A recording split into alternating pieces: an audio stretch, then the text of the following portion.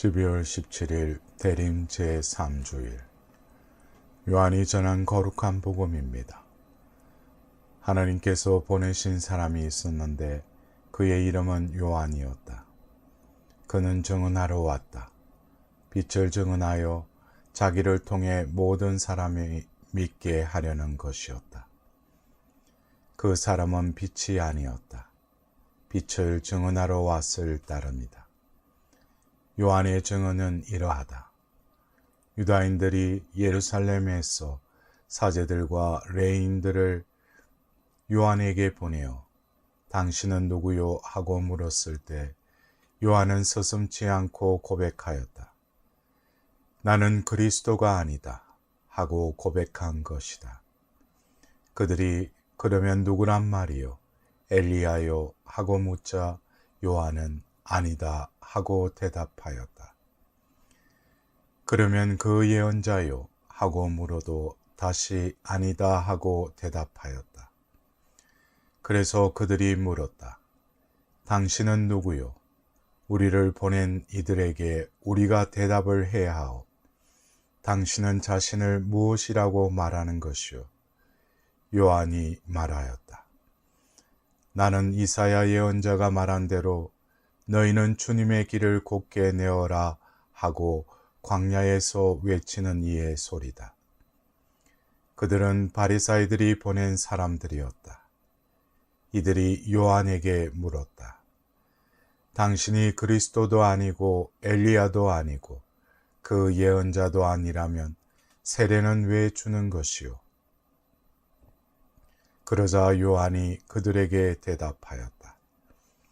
나는 물로 세례를 준다. 그런데 너희 가운데에는 너희가 모르는 분이 서 계신다.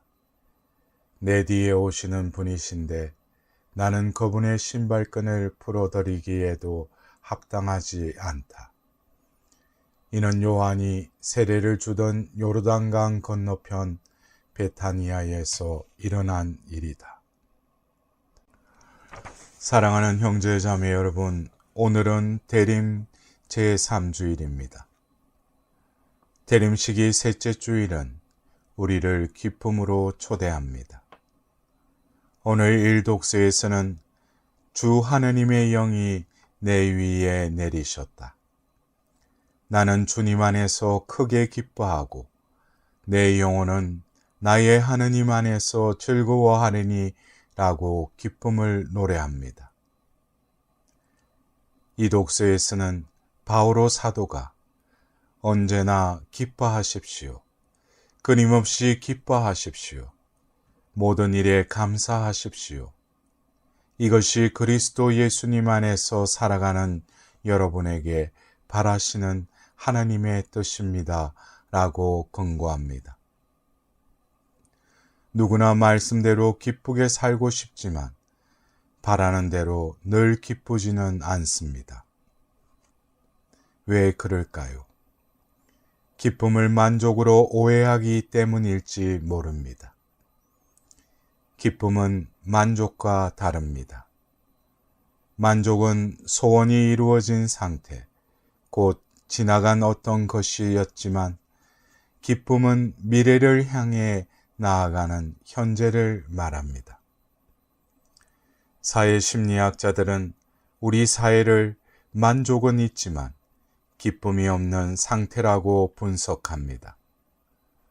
사람들은 대부분 더 많은 물건, 더 맛있는 음식, 더 큰 재미를 원하지만 잠시 만족할 뿐 기쁘지 않기에 다시 다른 만족을 추구하게 됩니다. 지난 결과의 만족은 지금 여기의 기쁨과 다른 것입니다. 만족이 아닌 참 기쁨은 언제 올까요? 자신의 삶에서 언제가 가장 기쁜 순간이었는지 돌아보면 답이 나옵니다. 그 순간은 만남의 순간입니다. 기쁨은 물질이 아닌 인격적 만남에서 옵니다. 그런데 모든 만남이 기쁘지는 않습니다. 어떤 만남은 슬픔이나 쓰라림을 주는 악연이 되고 어떤 만남은 기쁘지만 곧 사라집니다. 어디서 어떻게 참으로 기쁘고 영속적인 만남이 올까요? 오늘 일독서에서 이사야 예언자는 하나님께서 기름을 부어주시는 메시아가 오면 억눌린 자들에게 자유를 주며 찢긴 마음을 싸매주고 포로들에게 해방을 선포하실 것이라고 약속합니다. 메시아와의 만남이 기쁨을 가져온다는 말씀입니다. 복음에서 이 메시아를 증언하려고 온 세례자 요한이 그분이 어디 계신지 전합니다. 메시아는 놀랍게도 너희 가운데에는 너희가 모르는 분께서 서 계신다고 요한이 외칩니다. 여기서 너희 가운데의 의미는 너희 손이 닿는 곳을 뜻합니다. 즉, 기쁨을 가져다 줄 메시아는 이미 사람들 가운데 우리 손이 닿는 곳에 와 계신다는 선언입니다. 그런데 등잔 밑이 어둡다고 이미 와 계신 분을 보지 못하고 있기에 기쁨을 누리지 못하는 실정은 아닐까요? 서양의 한 수도원의 실화입니다. 노인들만 남아 쇠락해 가던 수도원 원장이 공동체를 살릴 방편을 두루 찾다가 한 원로로부터 여러분 중에서 수도원을 다시 일으킬 메시아가 있다라는 이야기를 들었습니다.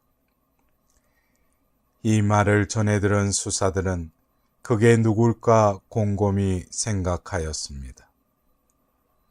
수사들은 혹시라도 상대방이 메시아일지 모르겠다는 생각에 서로를 존중하는 자세로 대했습니다.